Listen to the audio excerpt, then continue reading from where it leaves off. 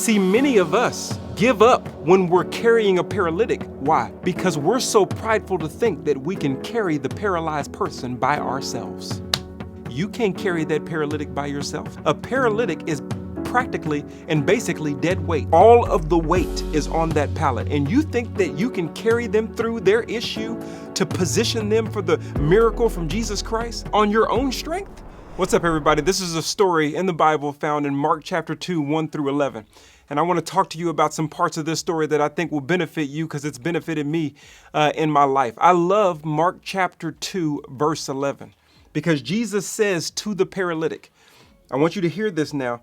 He says, I say to you, get up, pick up your pallet, go home. I love that. There's so many mic drops in the Bible if you're not reading too fast. I mean, Jesus is talking to the paralytic and he says, I say to you, get up, pick up your pallet and go home. Now, the reason why I love this is because when he said, I say to you, I was thinking he's talking to me. He says, I want you to get up. In other words, you're down, but you should no longer be down.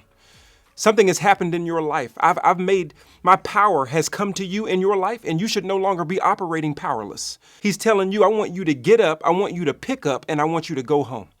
I want you to return to the place where you came from, but I don't want you to return the same way. I want you to be totally different because now you have encountered me. We have so many people that need to hear this message. He's talking to you. Meaning he's talking to the paralytic. He's talking to the person that's still stuck in sin.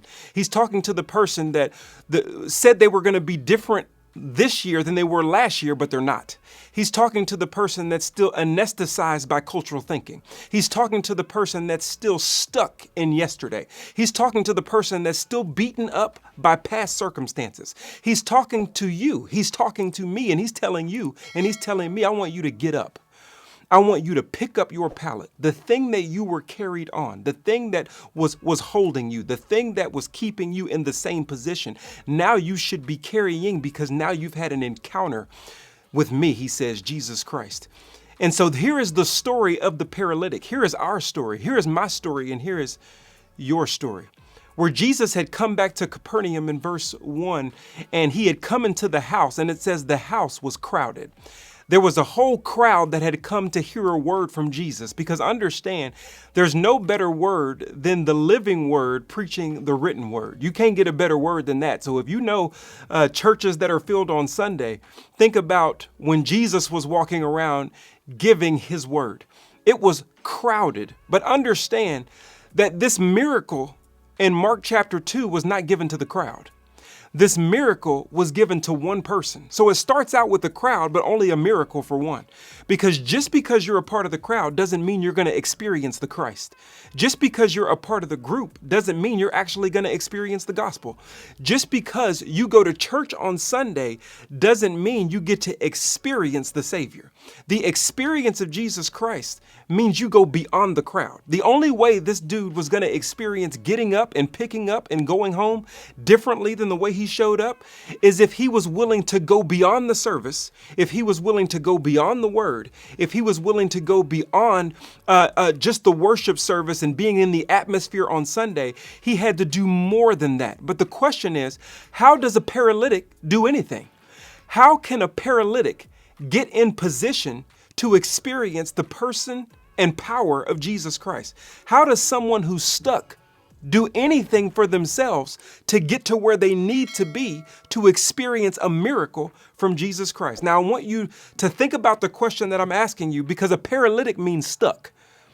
First, let me back up and just let you know that you are a paralytic. A lot of times when I talk about this story, people are always looking around like, who's the paralytic? Who's the paralytic? It ain't me. I ain't paralyzed. In some area in your life, listen, if you're in the same place this year that you were last year, you paralyzed. If you're still struggling in your marriage in the same circumstance that you've been struggling in the last few years, your marriage is paralyzed. If you're still telling yourself, I'm going to be different, but the difference never comes, you're paralyzed. If your mind is saying something that I don't need to be in this situation. I don't need to be in this relationship. I don't need to be going to these same places. I don't need to be dealing with these same people. I don't need to be talking this same way. I don't need to be treating my spouse this way. And your mind says it. Your mind is telling you there needs to be movement. but there is no movement. That is literally the definition of a paralyzed person. Their mind can think it, but their body can't do it. You're paralyzed. You are the paralytic that he's saying we need to go beyond just the crowd. We actually have to do more than just Sunday service. We have to do more than just hear a video like the one you're listening to. There has to be another step that's taken in order to experience the person and power of Jesus Christ. So what happened in this story to put the paralytic in position to experience a miracle from the person and power of Jesus Christ? Simple. If you look at verse 3 of Mark chapter 2, if you look at verse 3 of Mark chapter 2, it says this, and they came bringing him a paralytic carried by 4 men. Ooh, here it is. A paralytic, number 1, has to recognize they're paralyzed. Number 2, a paralytic has to be willing to be carried. Number 3, a paralytic cannot be prideful, because if a paralytic is prideful, a paralytic will always stay private. If a paralytic is prideful, which makes them stay private, they will always never be able to get around the right people. If a paralytic is prideful, which makes them stay private, which means they never get around the right people, they will never get in position to experience the person and power of Jesus Christ. So if you want the power and the person of Jesus Christ, you have to be in position. The only way you can get in position is if you have the right people. The only way you can get to the right people is if you ain't private about your stuff. And the only way you're not going to be private is if you're not prideful. What I know about this paralytic is he wasn't too proud to beg. What I know about this paralytic is he was willing to say what many of us will not say. I need help. Most of us won't say it. Most of us are too proud to recognize that you're stuck, number 1. You're too proud to recognize that you need help. You're too proud to recognize that you need to be carried in order to be in position to experience the power of Jesus Christ. A stuck person can't walk. A paralytic can't get himself anywhere. A paralytic needs assistance in order to put themselves in position to experience a miracle. So number 1, you have to recognize that you're a paralytic. Without the recognition that you're a paralytic, you're in trouble and you're going to stay stuck.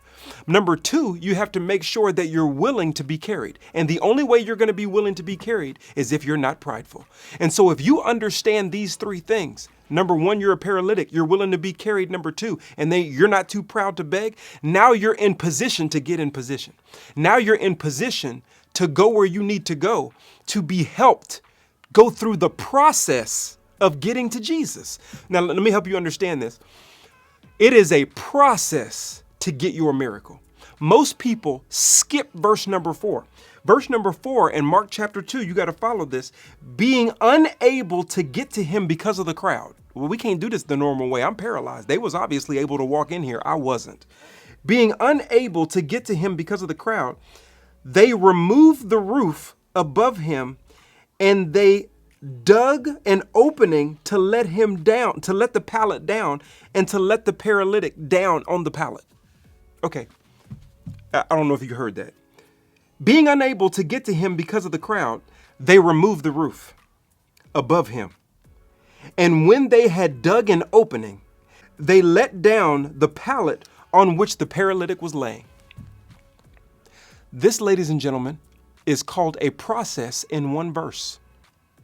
They had to go outside the Palestinian home, which would have stairs on the side of it, steep stairs to get up to the roof, which was flat. The roof was covered with earth and thatch and then tile. They had to carry the paralytic up the stairs. That means they were committed. They had to dig through the earth and the thatch.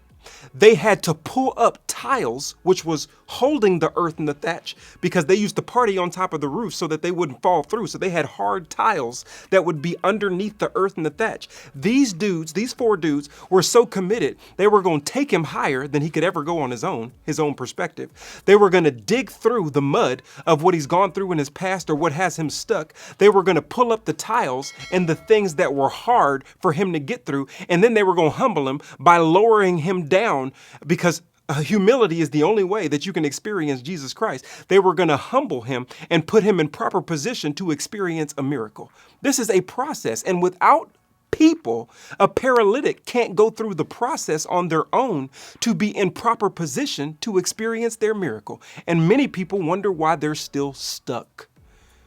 You're rejecting the people. It's not just anybody. It's the right people. These people were committed. They would stop at nothing. They were going to get this healing. These people knew where to take the paralytic. They were men of faith. If you don't have men and women of faith around you, if you're forsaking the assembling of the saints, if you don't have people who can carry you in stuck situations, you will be stuck thinking you're going to be different. And every year you're still the same. Because the key marker of a paralytic is their mind says one thing, but their body can't get it done. That means that you have to have someone outside of you that is willing to carry the burden until your change comes. If you're not willing to go through the process with the right people, then how do you get unstuck? Now, I said this to the paralytics that are out there, but let me just say a word before I close this session for the pallet bearers, because you have someone who's on the pallet, but you also have people who are bearing the load of the pallet. The paralytic can't be prideful, but the pallet bearers can't be prideful either. See, many of us give up when we're carrying a paralytic. Why? Because we're so prideful to think that we can carry the paralyzed person by ourselves. You can't carry that paralytic by yourself. A paralytic is practically and basically dead weight. Their body, all of the weight is on that pallet. And you think that you can carry them through their issue to position them for the miracle from Jesus Christ on your own strength? These four men were smart enough to know this pallet has four corners, and we are going to bear the load and make sure it is evenly distributed. Don't ever think that you're so strong and so prideful that you can carry a person through their issues. And many of you have given up. Many of you are struggling carrying this paralytic because now you've become paralyzed trying to carry them. You threw your whole back out trying to carry a paralytic through their issue, through their marriage, through their depression, through their anxiety, through their thinking, through their emotionalism. You're trying to carry them through, and now you paralyzed with them. Y'all both laying on the cot like I tried, man. I tried to give it my best. We just didn't get it done because you were too prideful to recognize that you ain't God, and you can't carry a paralyzed person up the stairs, dig through the situation, pull up the tiles, then lower them down to humble them and put them before a holy God who can heal them. You can't do that by yourself. The paralyzed person can't be proud. The pallet bearer can't be proud. They need help. You need help. And when we all come to that conclusion, we can get the master's help, Jesus Christ, who then can say to you, get up, pick up your pallet, and go home. Listen, this is just session one. I'm doing 2 sessions on this. So the very next video you're going to see, we're going to continue this story because I want you to know what was taken away from the paralytic that allowed him to get up. But first, you have to know how to go through the process. Don't be too proud to find the right people. If you're the right person, make sure you have other people who can help you carry the load, because getting to Jesus when there's a paralytic is a process. And you have to be willing to go through the process of counseling, go through the process of church, go through the process of reading the word, go through the process of walking out what you've learned, go through the process of learning how to deal in your circumstance. You have to go through processes, and you need people to help get you there, and you need people to help you get the paralytic get there. And then you can experience the positioning, the power, the purpose, and the person of Jesus Christ. All right, can't wait. Session 2 is coming. Until then, be steadfast, unmovable, always abound in the work of the Lord, and know that it will not go in vain. Like, share, subscribe, ring the bell, and share this video, because you know there are some people right now that are either paralytic or pallet bearers that need to hear this message. Can't wait to see you on the next one. Let's go. What's up, everybody? You just heard a short clip on pick up your pallet, and this is a process. We don't need to be prideful. We need to be able to say we need help, and we need to be able to say we need help when we're helping other people who need help. And so share this video, like, share, subscribe, become a part of our family, because we are encouraging each other and growing together. And share in the comments if you've helped and you failed, or you're realizing you're a paralytic that actually needs the help. We all need to help one another. Let's go.